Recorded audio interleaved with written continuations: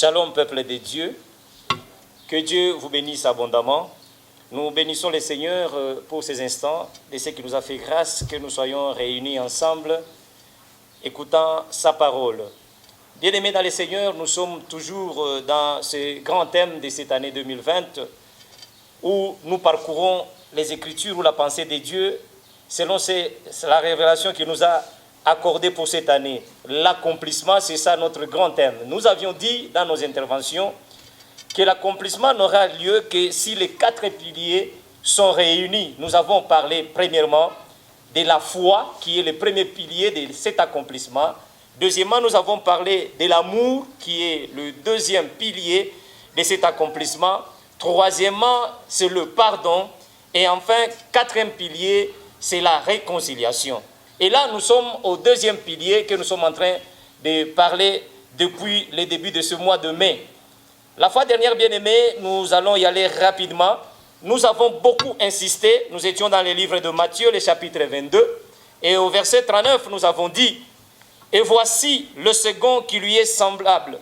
Tu aimeras ton prochain comme toi-même. » Nous avons introduit en parlant de l'amour du prochain. Bien-aimés, nous avons compris que Dieu lui-même, il est amour. Il nous a dit, nous devons nous aimer les uns les autres. Mais avant d'aimer ton frère, avant d'aimer ton prochain, avant d'aimer ton voisin, tu dois avoir en toi l'amour de Dieu. La Bible nous dit, tu aimeras ton Dieu de toute ton âme, de tout ton cœur, de toute ta force et de toute ta pensée.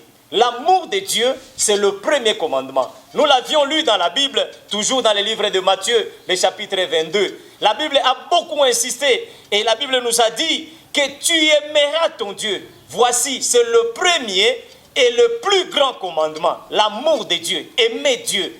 Nous nous sommes posé beaucoup de questions. Toi qui me suis, mon frère et ma soeur, est-ce réellement tu aimes Dieu de tout ton cœur? Tu aimes Dieu de toutes tes pensées? Tu aimes Dieu de toute ton âme? Tu aimes Dieu de toute ta force?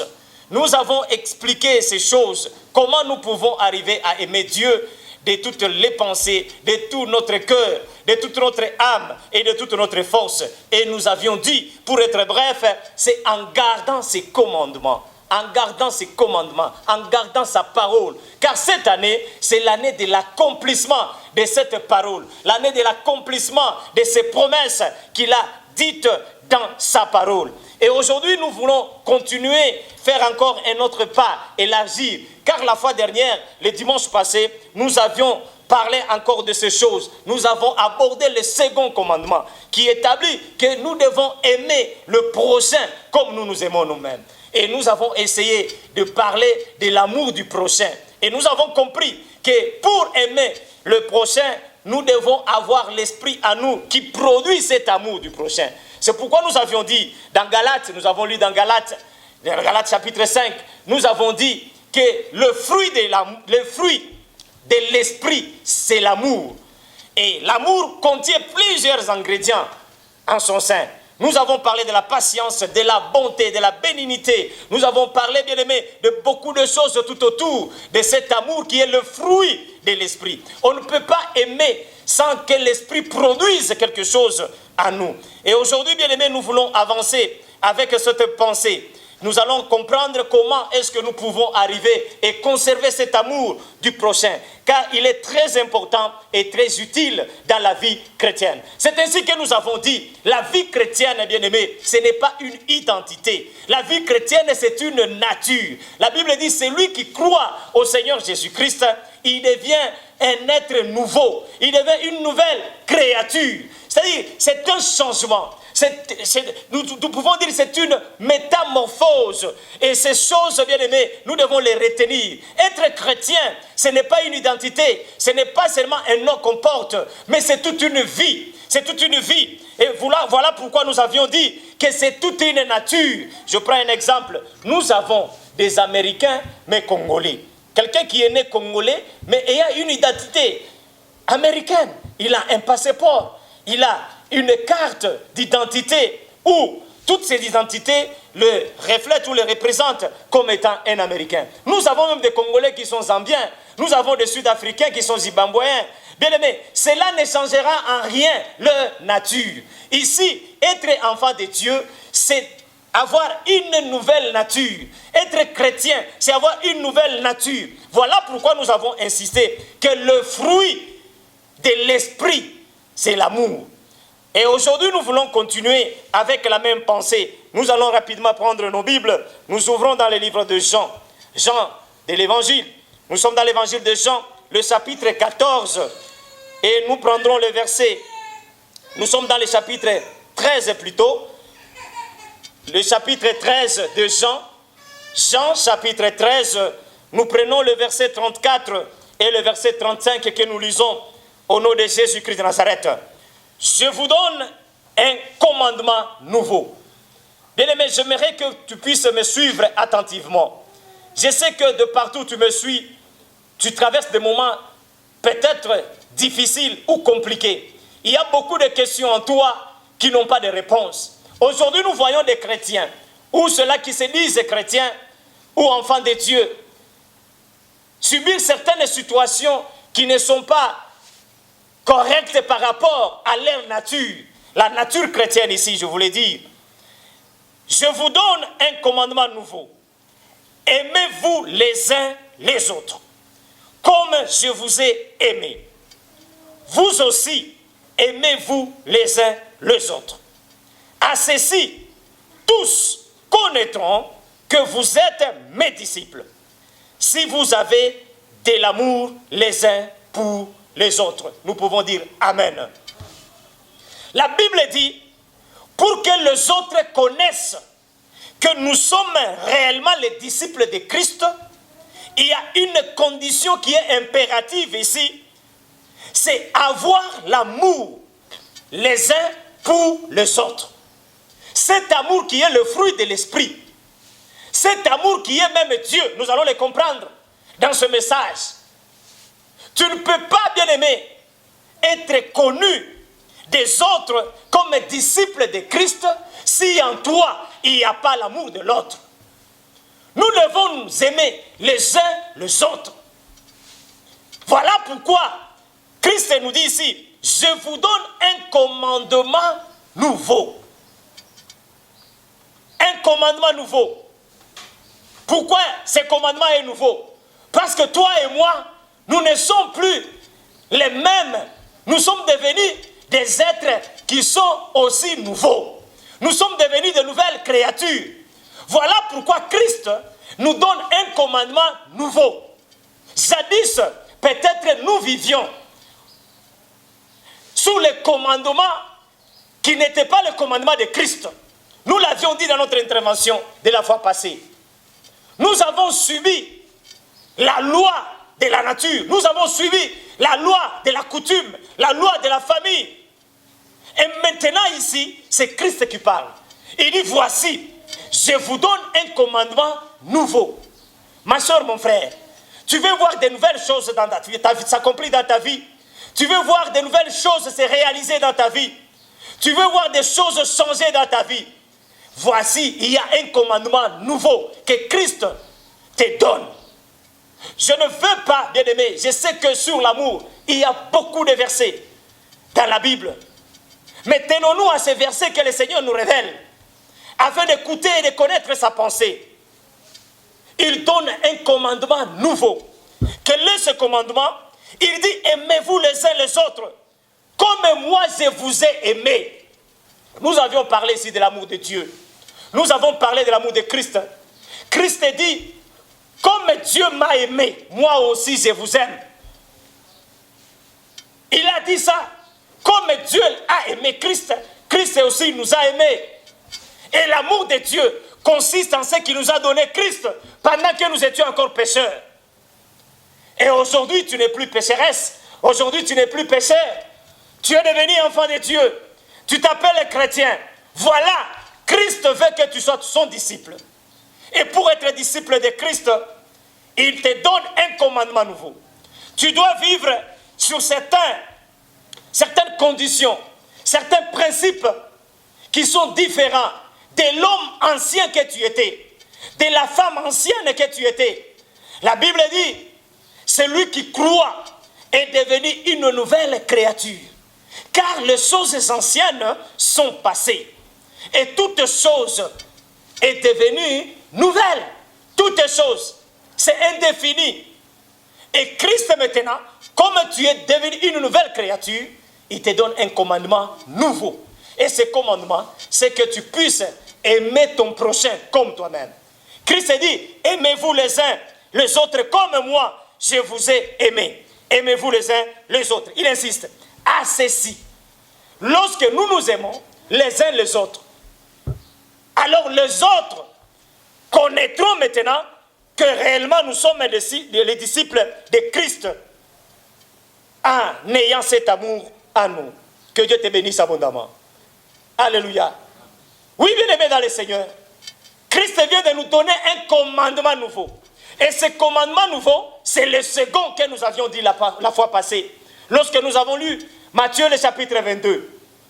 Il dit, voici le second. Aimez-vous les uns les autres. Nous avions dit que le second commandement vient confirmer le premier commandement. Ça, c'est la Shekinah. Ça, c'est la seconde gloire. Ça, c'est la seconde foi. Lorsque nous parcourons la parole de Dieu, nous voyons à chaque fois que Dieu revenait sur sa parole pour la seconde fois. Il y avait l'accomplissement. Il y avait l'accomplissement. Tenez bien aimé, Israël, pas seulement l'ère de la délivrance à la traversée de la mer Rouge. Voici, c'est Joseph qui est élevé en Égypte. Israël est venu chercher la nourriture. Joseph retient Benjamin. Ça, c'était le premier voyage des enfants de Jacob en Égypte. Ils sont allés chercher du blé. Tu as tenté beaucoup de choses pour la première fois. Tu as même voyagé. Tu as étudié. Tu as introduit ta demande d'emploi. Mais dans le business, tu as tenté avec une première affaire. Ça n'a pas tenu. Les premiers fiançailles n'ont pas tenu. Peut-être toi qui me suis, mon frère, ma soeur, ton premier mariage n'a pas tenu. Mais laisse-moi te dire et te rassurer que la seconde fois, c'est la meilleure. Sois disciple de Christ. Et pour être disciple de Christ, aie l'amour du prochain en toi. Tu as échoué peut-être parce que tu n'as pas aimé l'autre. Nous allons comprendre comment l'amour du prochain, comment lorsque nous nous aimons les uns les autres, nous pouvons arriver à l'accomplissement de la parole de Dieu, à la réalisation des promesses de l'Éternel dans notre vie. Je disais, Joseph a retenu Benjamin et il a donné une condition. Comme aujourd'hui, Christ te donne un nouveau commandement pour que la seconde fois se réalise afin que l'accomplissement arrive dans ta vie. Joseph dit à ses frères qu'ils me connaissaient déjà. Ils ne savaient pas que c'était leur frère. Il y a beaucoup de choses, mon frère et ma soeur, que tu ignores dans ta vie. Parce qu'il te manque seulement l'amour de l'autre, l'amour du prochain, l'amour de ton voisin, l'amour de l'autre. Il y a beaucoup de choses que tu ignores.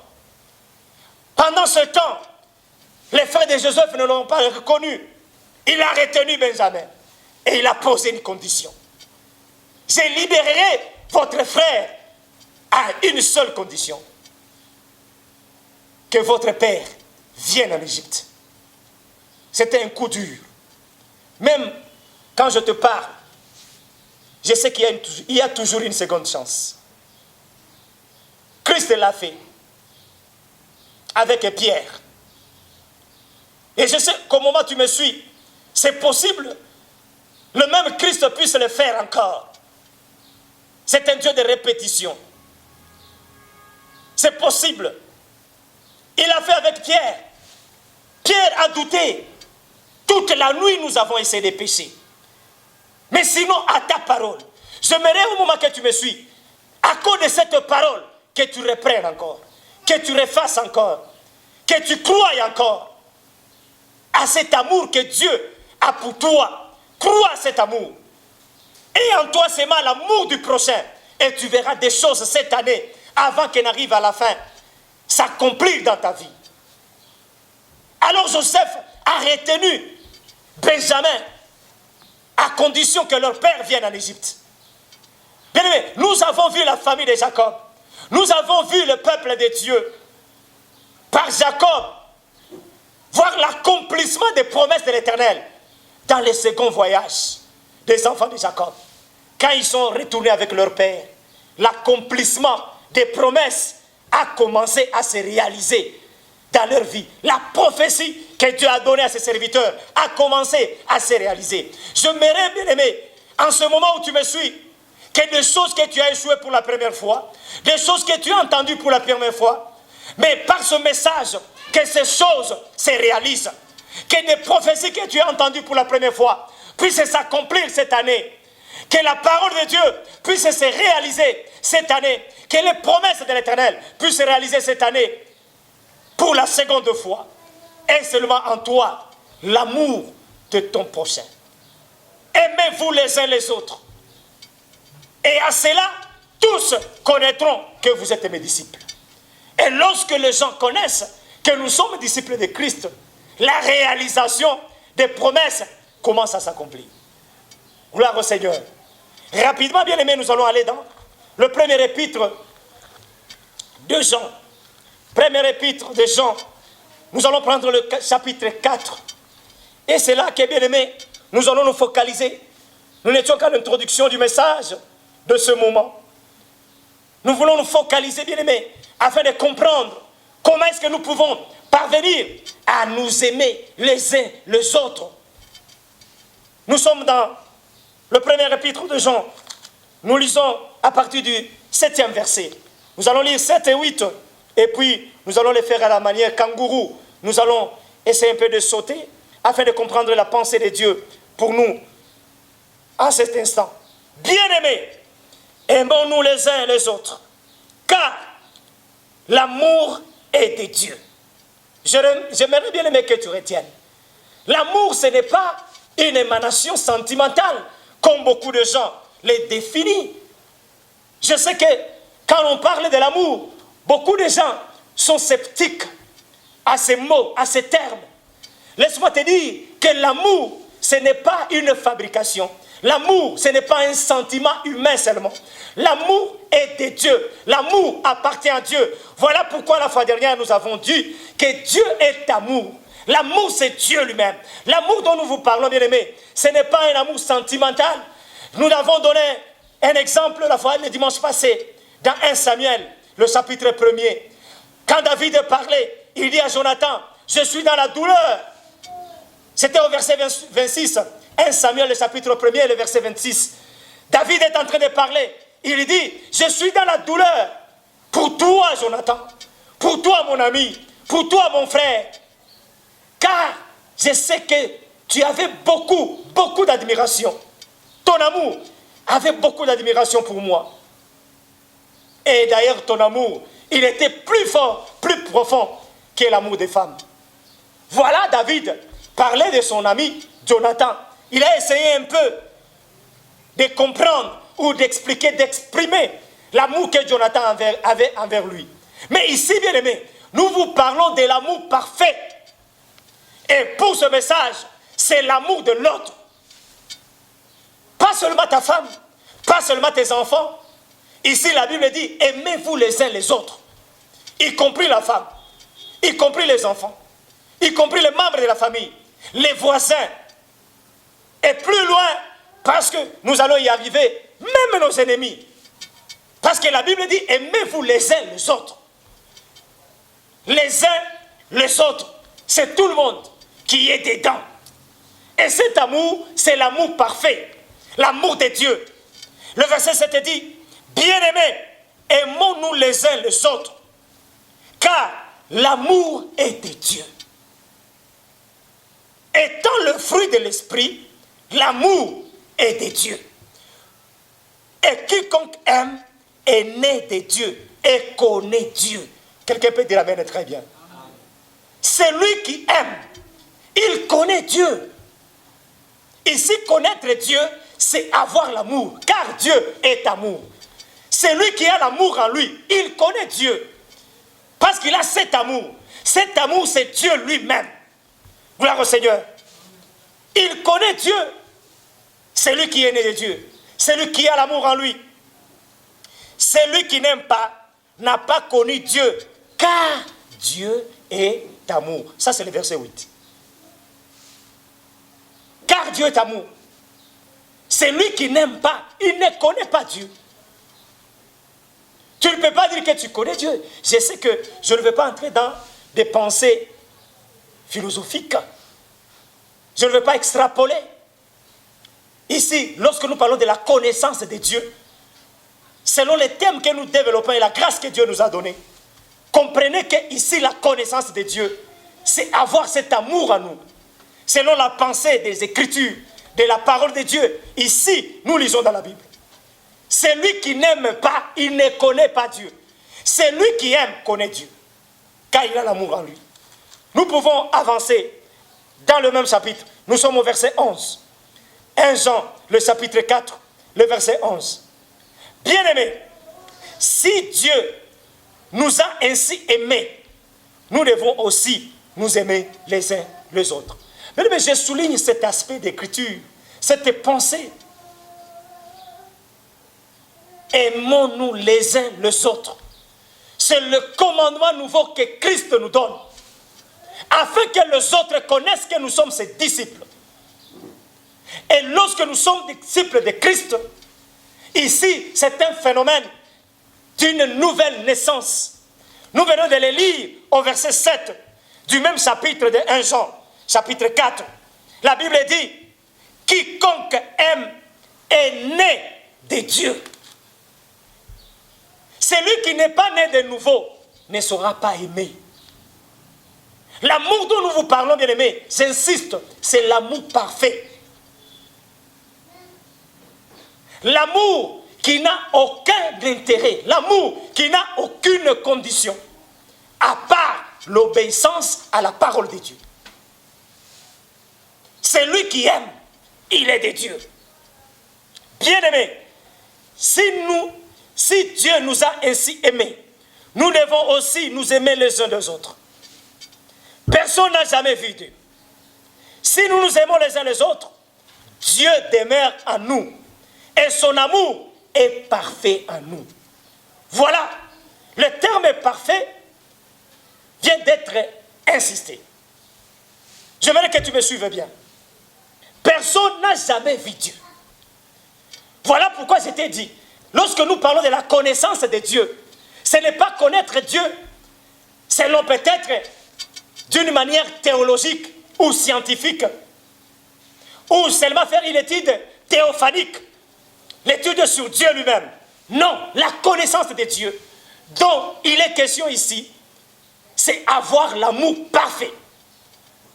L'amour que Dieu nous recommande. Et cet amour, bien-aimé, c'est l'amour de l'autre. Nous aimer les uns les autres.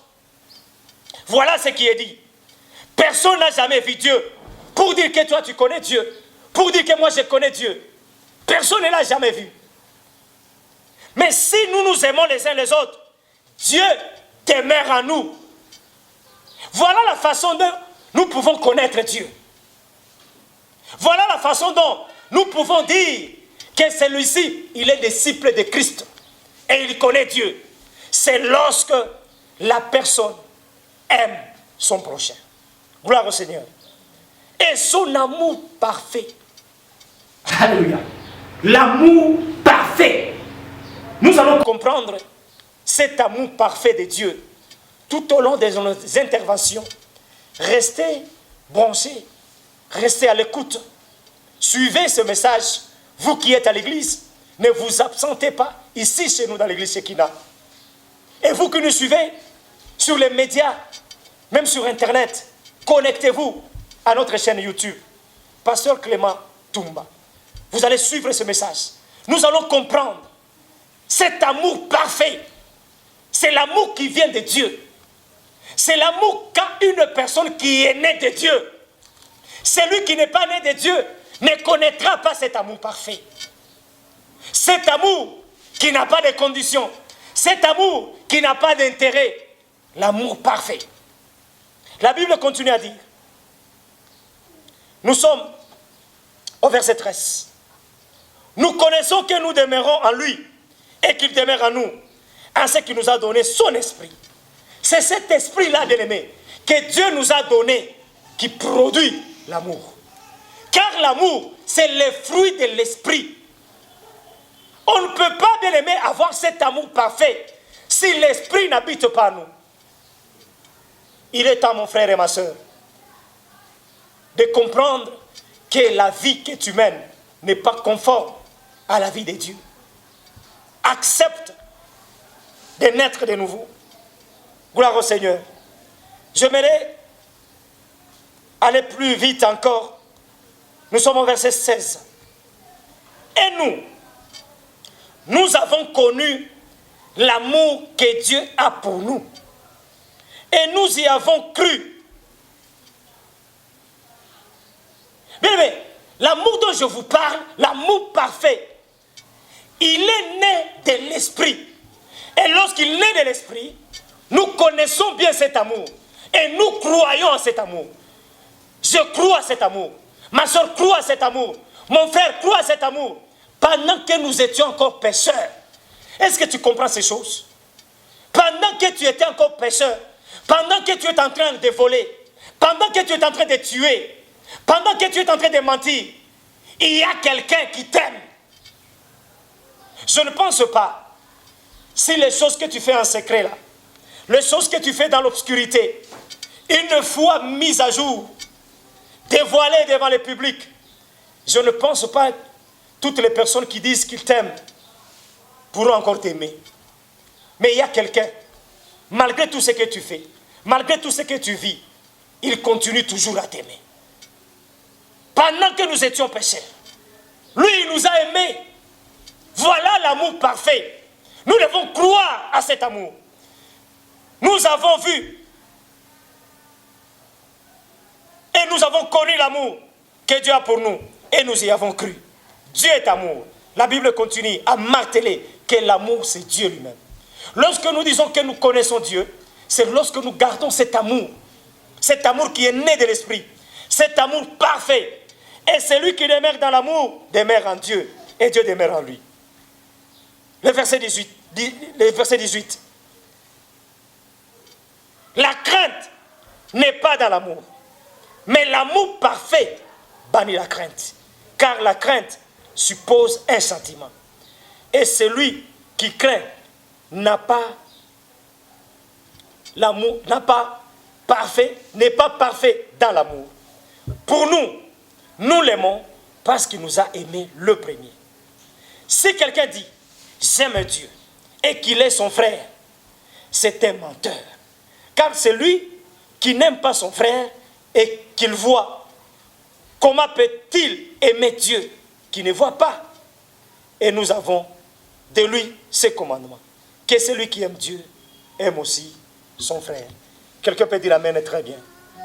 Bien aimé, j'aimerais parler des choses à ce niveau.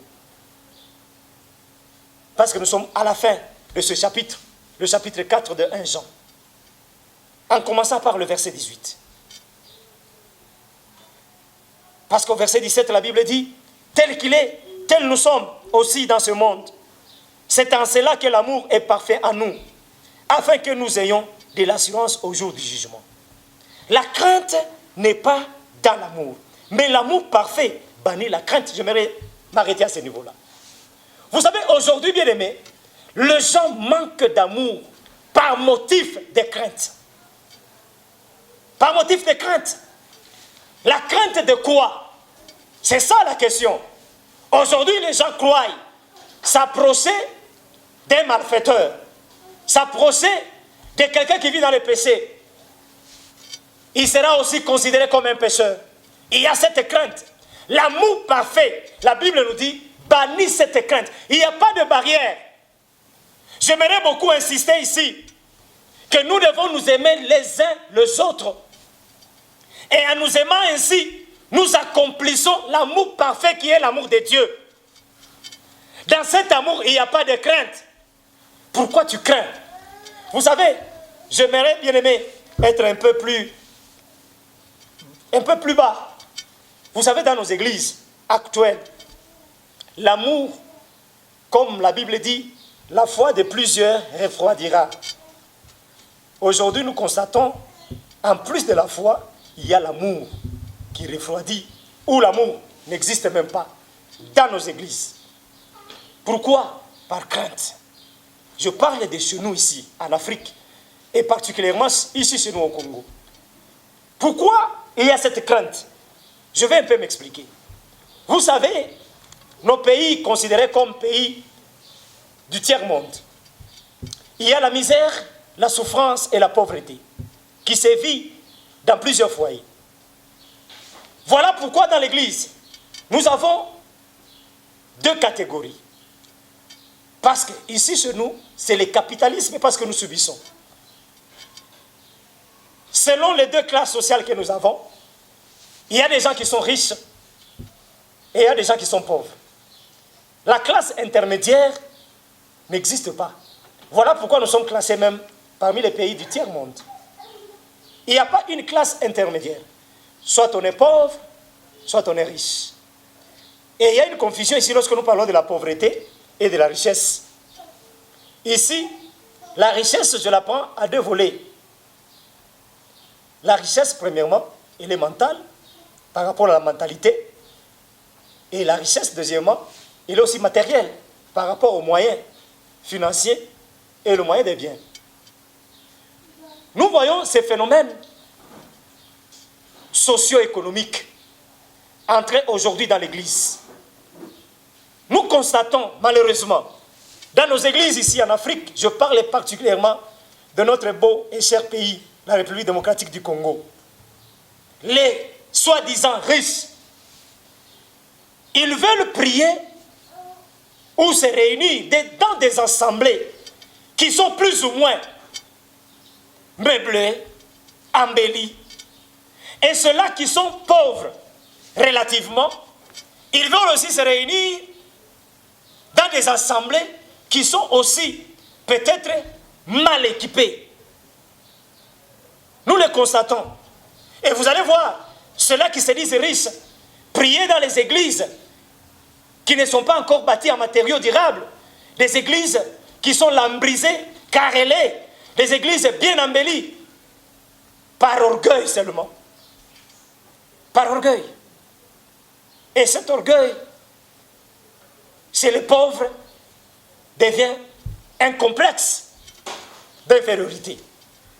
Et si je concilie les deux, je comprends par rapport à la révélation, par rapport à l'enseignement que nous donnons, c'est manquer seulement l'amour. C'est manquer l'amour. Même dans les transports en commun, nous le remarquons. Quelqu'un qui est chiquement habillé, quelqu'un qui est bien parfumé, et peut-être qui se prend pour quelqu'un qui est évolué, ayant des moyens. Et une autre personne mal habillée, relativement aussi sale. Vous allez voir même dans les transports en commun, les gens changer de place. Il ne veut même pas toucher l'autre. Lorsque je concilie ces phénomènes, je comprends que nous manquons l'amour parfait. L'amour parfait ne fait exception de personne. Pendant que nous étions pécheurs, malgré notre état de pécheurs, nous n'étions pas dignes. Mais Dieu nous a aimés au point où il a donné son Fils. Combien de fois, mon frère, ma soeur, tu as esquivé celui qui est sale, celui que tu considères pauvre, au lieu de l'aider, au lieu de donner. Nous avions dit, l'amour parfait consiste à donner. Mais au lieu de donner, toi tu esquives, tu te retires, parce que tu manques l'amour. L'amour parfait. Cet amour bien-aimé, aujourd'hui, pas seulement ici, c'est partout dans le monde. Si j'ai donné l'exemple de notre cher pays, c'est parce que j'ai voulu me faire comprendre. C'est le milieu dans lequel nous évoluons. Mais lorsque nous suivons même les infos, lorsque nous voyageons, même au-delà des limites de notre pays, au-delà des frontières, quelle que soit la race et la couleur de la peau, nous constatons que l'amour du prochain a disparu dans ce monde. Combien de gens aujourd'hui, dans le monde, meurent de la malnutrition, de la faim, dans ce monde, pendant qu'il y a des gens qui se réjouissent, qui gaspillent leur argent dans le péché. Aimons-nous les uns les autres. C'est le commandement nouveau que Christ nous donne. Et en cela, les autres verront que nous sommes disciples de Christ. J'aimerais continuer. La crainte n'est pas dans l'amour. Toutes ces choses que je viens de relater, c'est par crainte. Ici, chez nous, il y a un phénomène, sorcellerie, que beaucoup d'enfants de Dieu, entre guillemets, parce qu'ils se disent enfants de Dieu, mais ils ont cette crainte. Et cela étouffe l'amour parfait. Ils ne savent même plus aider. Non, lorsque je donne l'argent, attention, même les malheureux, les gens qui sont sur la route, qui demandent, les mendiants, les gens ne savent plus donner. Par crainte de quoi? D'être ensorcelés. Aujourd'hui, les gens ne veulent pas aider les autres. Par crainte de quoi? Non, si j'aide les autres, on verra que j'ai beaucoup d'argent. On va venir me cambrioler. L'amour parfait bannit la crainte. Tu es disciple de Christ. Tu dois, bien aimer, refléter, manifester cet amour parfait. L'amour parfait bannit la crainte. Car la crainte suppose un châtiment. C'est ce que je viens de dire ici. Il y a beaucoup de gens qui n'aident plus les autres aujourd'hui par crainte d'être ensorcelés. Voilà les châtiments qui s'attendent. Ils disent non, si je donne, non, on risque de prendre toutes mes finances. Et surtout, avec le courant, entre guillemets, vous allez m'excuser, je n'attaque personne. Et surtout lorsqu'il y a des révélations dans certains exercices de ministère. Parce que nous devons comprendre, l'excellence de l'exercice du ministère, ce n'est pas prendre les troupeaux, le peuple de Dieu, en gage par rapport à la grâce que Dieu nous a donnée. Et aujourd'hui, il y a des familles qui sont divisées. Aujourd'hui, il y a des églises qui sont divisées à cause de cette crainte. À cause de cette crainte. Celui qui craint n'est pas parfait dans l'amour. Bien-aimés, nous l'avions dit la fois passée. Lorsqu'on aime, nous avons donné l'exemple de Samson. Il a aimé. Et comme Samson aimait, il a pris les risques de traverser des routes où il y avait des bêtes sauvages. Il y avait des animaux féroces. Et il a croisé même un lion. La Bible nous relate cette histoire. Il a affronté même le lion. Son problème, c'était aller voir sa fiancée. L'amour, bien-aimé, parfait, prend des risques. L'amour bannit la crainte. L'amour qui est parfait ne voit pas les obstacles. Celui qui craint n'est pas parfait dans l'amour. Lorsqu'on craint, bien-aimé, on n'est pas parfait. Et lorsqu'on n'est pas parfait, on n'accomplit pas le commandement de Dieu. Et si le commandement, Christ dit, aimez-vous les uns les autres. Lorsque nous mettons déjà la crainte comme obstacle à cet amour, nous boycottons automatiquement le commandement que Christ nous a donné. Pour nous, nous l'aimons parce qu'il nous a aimé le premier. Ça, j'aime. J'aime beaucoup ces versets. Nous aimons Dieu parce que c'est lui qui nous a aimé le premier. Pendant que nous étions pécheurs, il nous avait déjà aimés. Il ne nous aime pas parce que nous prêchons, parce que nous chantons, parce que nous visitons les malades, parce que nous lisons la parole de Dieu, parce que, bien aimés, nous passons à la télé. Il ne nous aime pas parce que nous donnons. Non. Dieu nous aime. Le premier, pendant que nous étions encore pécheurs, il nous a aimés. Voilà pourquoi nous l'aimons. C'est ça l'amour parfait. L'amour parfait n'a pas d'intérêt. Dieu ne nous aime pas parce que, bien aimé, je me retiens. Prochainement, nous allons lire ces versets. Tu fais bien de donner ta dîme. Tu fais bien de donner tes aumônes. Tu fais bien de donner tout ce que tu donnes. Mais ce n'est pas à cause de ça que Dieu va t'aimer. Non, ce n'est pas à cause de ça. Dieu t'avait déjà aimé. Parce qu'il y a un verset, quelque part, une écriture dit, qu'as-tu que tu n'aies reçu? Tout ce que tu as, tu l'as reçu de Dieu. Tu n'es pas né avec ça. Lorsque tu donnes à Dieu, Dieu aime ça. Tu obéis seulement à sa parole. Tu accomplis seulement son commandement. Et il aime ça. Il est content de ça. Mais ce que tu dois savoir, l'amour que tu dois avoir pour lui, ce n'est pas parce que lui te donne. L'amour que toi tu dois avoir pour lui, ce n'est pas parce que lui il a fait de toi ce que tu es. Non, l'amour que tu dois avoir de Dieu, l'amour qui est parfait, c'est parce que lui, Dieu, t'a aimé d'abord le premier. Gloire au Seigneur. Voilà pourquoi nous aimons Dieu. Ça c'est l'amour parfait. Si quelqu'un dit j'aime Dieu, et qu'il haïsse son frère. C'est ce que j'avais déjà dit ici. Aujourd'hui, nous voyons dans les milieux chrétiens la haine de l'autre, la haine du voisin. Je n'aimerais pas entrer en profondeur ou en détail, car ce sont des choses que tu vis tous les jours. Même au moment où je parle, peut-être tu ne m'aimes pas de la manière dont je te parle, sans cause. Alléluia. Amen, amen. Il y a des gens qui sont comme ça. Ils voient un monsieur passer sur la route. Ils voient un monsieur à la télé.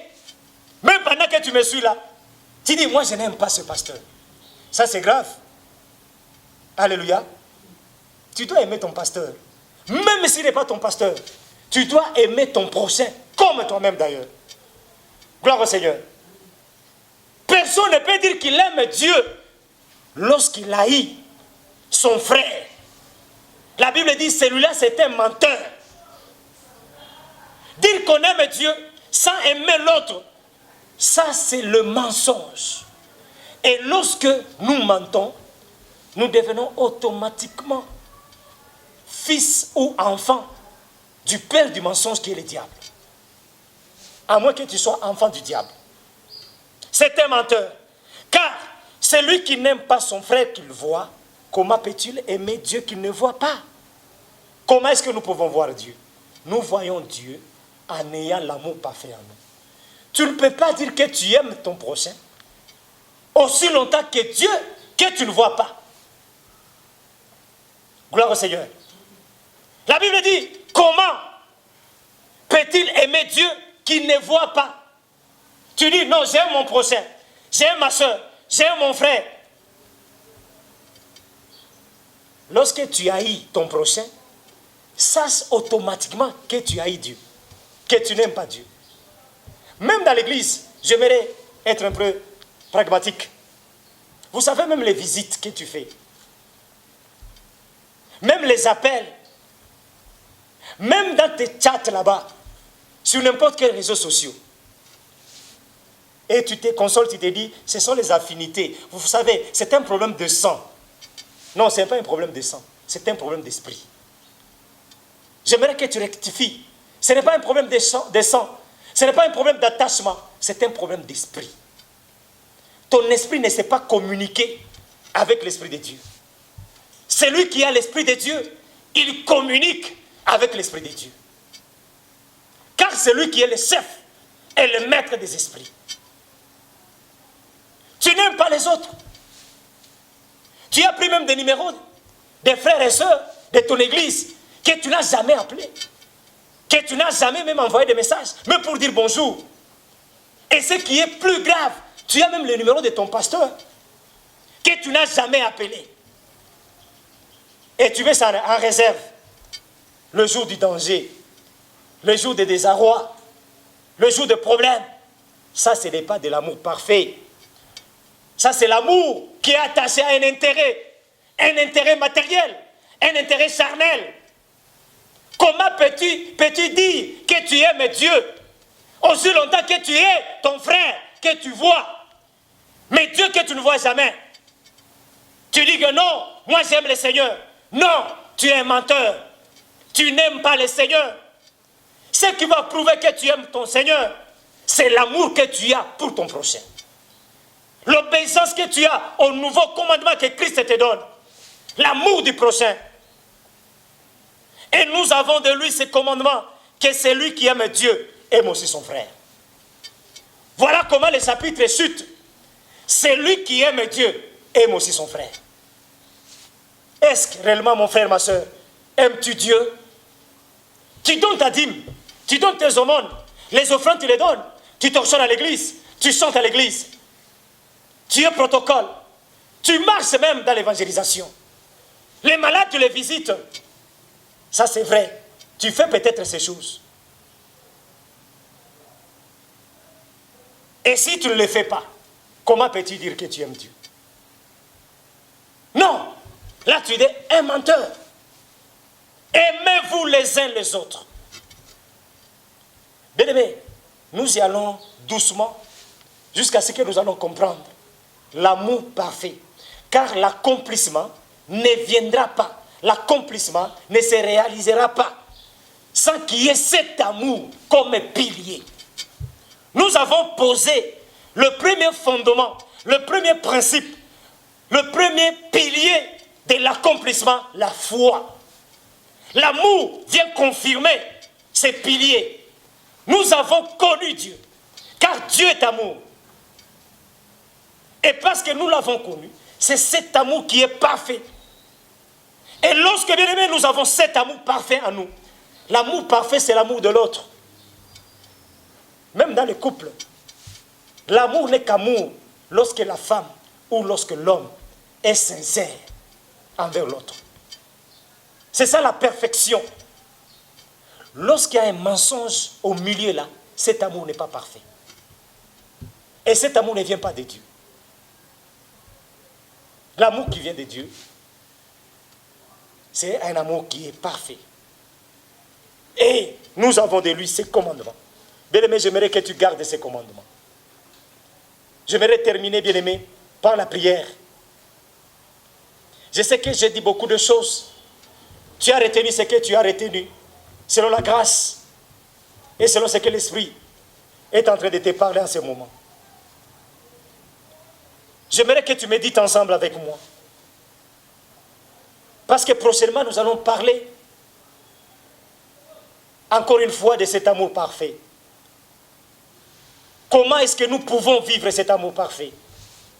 Comment est-ce que nous pouvons arriver à aimer l'autre? Ici, nous avons seulement expliqué et nagé dans ce commandement nouveau que Christ nous donne, l'amour de l'autre. Mais comment est-ce que nous pouvons arriver à aimer l'autre? Comment est-ce que nous pouvons arriver à conserver cet amour parfait? Celui qui aime Dieu aime aussi son frère. Voilà pourquoi nous voulons prier ensemble avec toi, ma soeur et mon frère. Tu vas dire ensemble avec moi, voici la requête. Seigneur, aide-moi à cet instant d'avoir en moi ton esprit. Car l'amour ne naîtra que de l'esprit. Seigneur, aide-moi à avoir ton esprit. Et que ton esprit me donne cet amour parfait. Que j'arrive à la dimension d'aimer mon frère, d'aimer ma soeur, comme moi-même. C'est une comparaison. Avec l'amour, tu peux te dire, est-ce possible d'aimer son prochain comme soi-même? C'est possible. Lorsqu'on donne son temps, lorsqu'on donne son intention, son attention, lorsqu'on donne sa force. Samson a donné son temps, Samson a donné sa force, Samson a donné son cœur, même son âme. Il a accepté d'affronter les lions, comme Christ a affronté le péché, le diable, à cause de l'amour qu'il t'aime. C'est possible que toi et moi, nous puissions aussi nous aimer. La Bible dit, aimons-nous les uns les autres. Est-ce que tu peux prier maintenant avec moi? Seigneur Dieu Tout-Puissant, aide-moi à avoir ton esprit en moi. Et que cet esprit produise l'amour. Car l'amour, c'est le fruit de l'esprit. Que j'arrive, Seigneur, à aimer l'autre comme moi-même. Manifeste-toi, Seigneur, par ton esprit, dans ma vie. Je sais que tu m'as aimé le premier. C'est pourquoi j'ai dit en cet instant que je t'aime, Seigneur. Et que cet amour soit parfait en moi. Au nom de Jésus-Christ de Nazareth. Qu'il te soit faite selon ta foi. Nous avons ici prié avec action de grâce. Est-ce que nous pouvons dire Amen?